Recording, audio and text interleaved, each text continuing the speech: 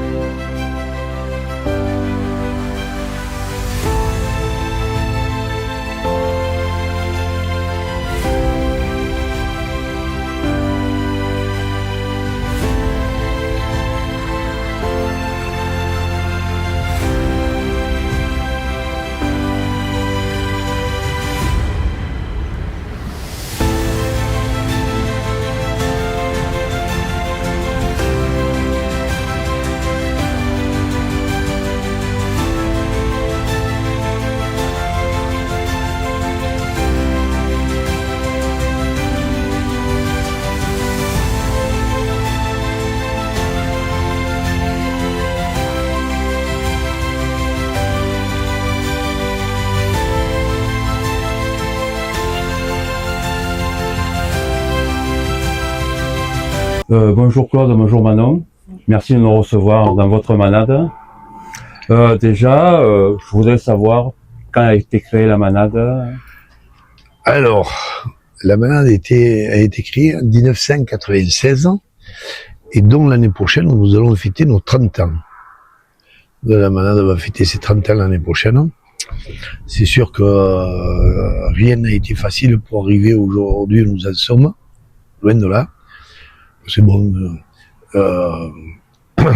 nous ne sommes pas de riches exploitants agricoles, mais enfin, nous avons eu des familles qui étaient autour de nous et qui nous a donné une éducation et en même temps qui nous a aidés moralement, si tu veux, dans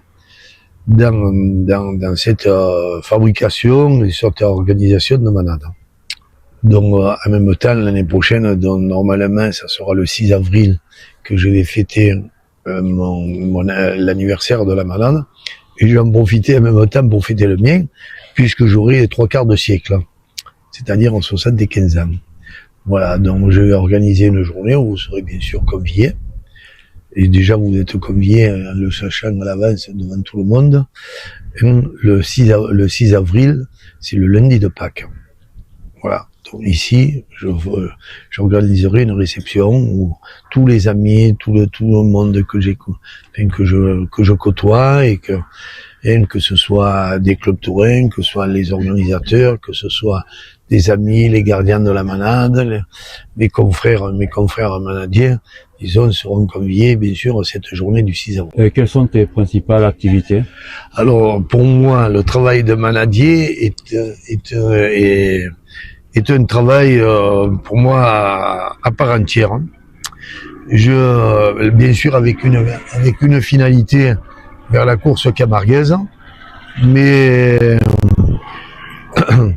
comme le disaient certains anciens, pour avoir une course à l'après-midi, il faut mener les taureaux à cheval, disons, jusqu'aux arènes. Donc, quand même, on continue à faire avec ma fille Manon, maintenant, qui en prend un petit peu plus le biais que moi, disons, on en fait quelques abrivades et des réceptions aussi sur la manade. L'activité de la manade, c'est du touche à tout.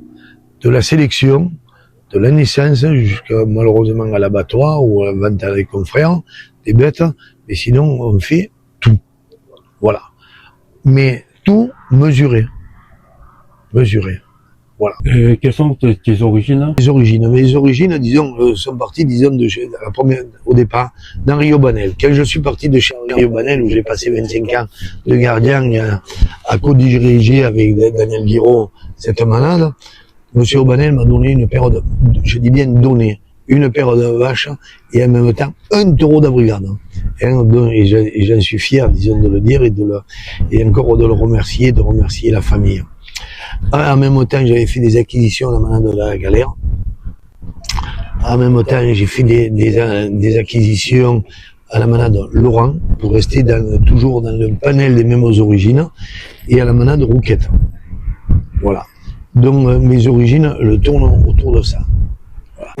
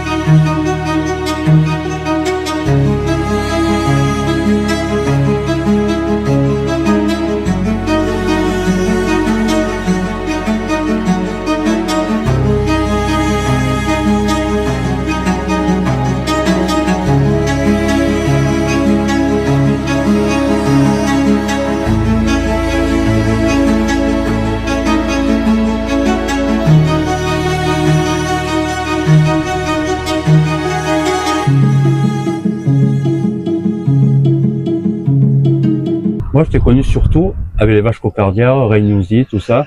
Tu as commencé qu'avec les vaches. Tu Voilà. pas avoir des taureaux, je trouve. Hein. Oui, disons que pour avoir des taureaux, il faut avoir des vaches. Et bon, et donc j'ai commencé surtout quand j'ai ma sélection, la faire à partir des vaches. La faire à partir des vaches. Et aujourd'hui, eh bien, entre ma sélection de vaches et les entiers, soit que des confrères m'ont prêté, soit de par les origines que j'ai travaillé, je pense qu'on a quand même quelques taureaux. On a quelques taureaux aujourd'hui qui sont intéressants. Voilà. On en a eu déjà il y a 10 ou 15 ans, hein, que ce soit de petits loups à Chagnac, à Cotichavari, et à Papaline et d'autres, hein, disons, bon, mais là aujourd'hui, ben pareil, disons, on sélectionne. Alors après, sur le côté, sur la sélection vache, un peu moins d'aujourd'hui, mais tout simplement parce que on a de la difficulté à évaluer, les vaches. Pourquoi? Ben parce que bon, pour avoir des écoles taurines, c'est une sinécure.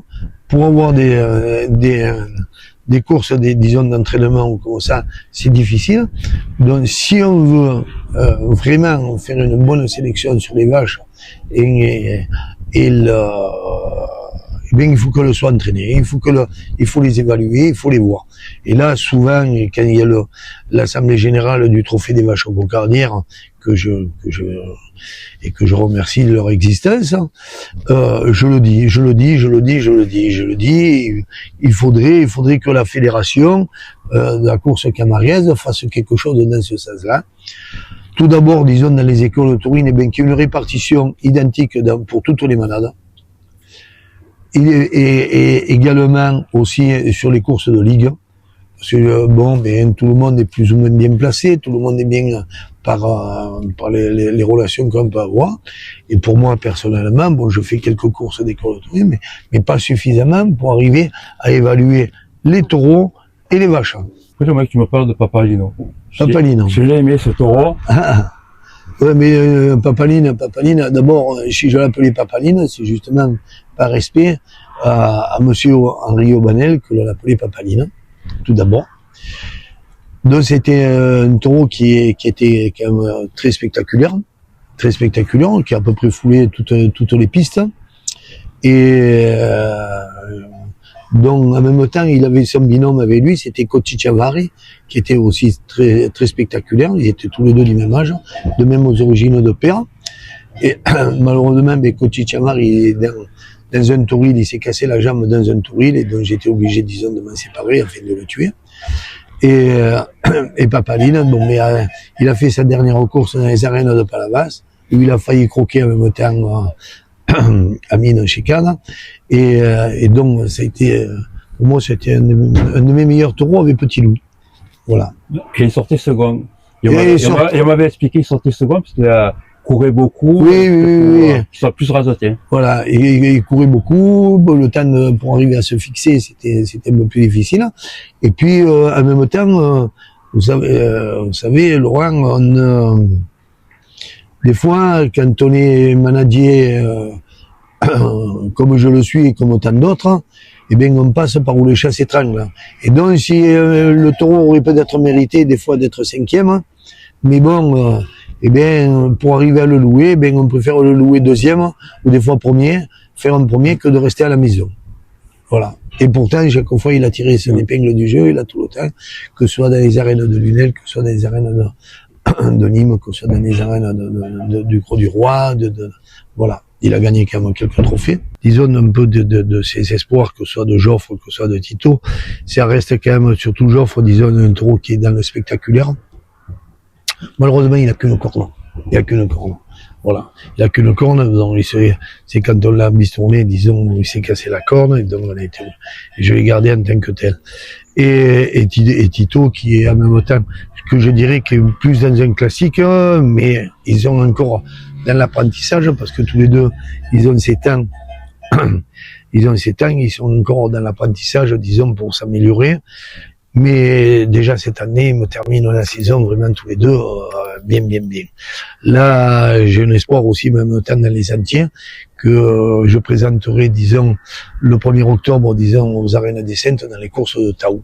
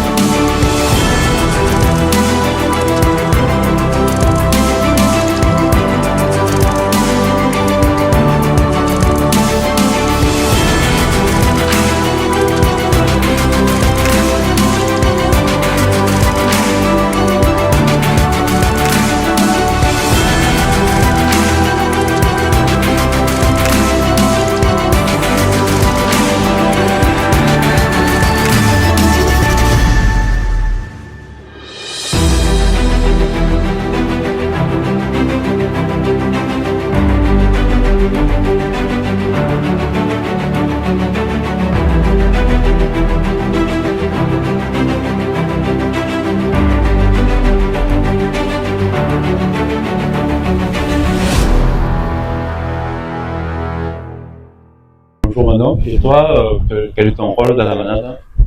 Alors sur la manade, j'ai un peu plus le rôle de tout ce qui va être organisation des réceptions, puisqu'on a une salle de réception. Donc je gère toute cette partie-là, la partie administrative, et après sur les week-ends, être à cheval, accompagner les week-ends, organiser les week-ends avec mon père. Et les gardiens de la manade.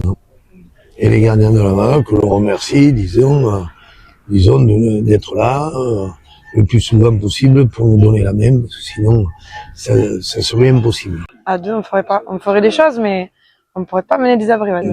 Pas faire tout, que ça pour tout, et donc je les remercie, et je remercie tous les gardiens grandement, et de tous ceux qui sont passés, disons, pratiquement dans ces 30 ans. Malheureusement, certains ne sont plus là. Et donc, j'ai vraiment du respect pour mes gardiens du moment où ils sont dans le moule de la manade. J'ai remercié mes gardiens, j'ai remercié, disons, le public, j'ai remercié tout le monde. Une chose que j'ai oublié, c'est de remercier ma famille, entre autres mes 3 filles, qui sont quand même mes piliers, disons, de me battre, avec surtout Manon qui est pratiquement au quotidien, disons, avec moi dans le travail, mais les 2 autres, et même un de mes petits-fils qui se met à monter à cheval, là, mon petit-fils Tanguy, et donc bon, aussi qui sont dans leurs études, le travail, leur création d'entreprise, et tout ça. Bon, je tenais à le remercier. Quel avenir vous avez sur votre manade? Alors l'avenir, c'est surtout sur les taureaux. Les taureaux aujourd'hui, bon, mais là, admettons, mais vous voyez, il y a dernièrement, on a un taureau jeune là qui vient de qui a pris le prix du 3e, disons, dans les arènes de l'Atte. On a appris des nouveaux taureaux, que ce soit Abdon Tito, Joffre, bon, il y a autant d'autres bestiaux qui arrivent là, des 5 ans là, qui sont vraiment pas trop mal, et que j'essaie voilà, mais je continue à brasser toujours dans ce fond d'origine aubanélienne à baroncellienne, à travers ce que l'aide qu'ont pu m'apporter les confrères. Petit mot tous les deux pour finir. Et là, pour dire, c'est l'avenir de notre Camargue que je vois, disons, un peu. J'ai pas un objectif des plus positifs, alors qu'il le faudrait, bon, parce qu'il faut être tout le temps positif dans la vie, il faut tout le temps se bagarrer pour arriver à quelque chose. Mais que ce soit à travers les courses, à travers notre culture et traditions, bien sûr, vous êtes au courant, disons, des problèmes que l'on a avec les assurances. Et je ne sais pas si on s'en sortira ou pas. Bien sûr, ça reste dans nos espoirs. Mais voilà, je pense que si la Camargue aujourd'hui elle est dans un tournant avec sa culture et ses traditions, elle est un peu malade, comme la France est malade aujourd'hui, disons, entre tout. Hein. Donc je fais un peu un plan général, et mais enfin restons optimistes et croyons à l'avenir. Surtout que, du coup, je me permets, plus facile pour moi de rebondir.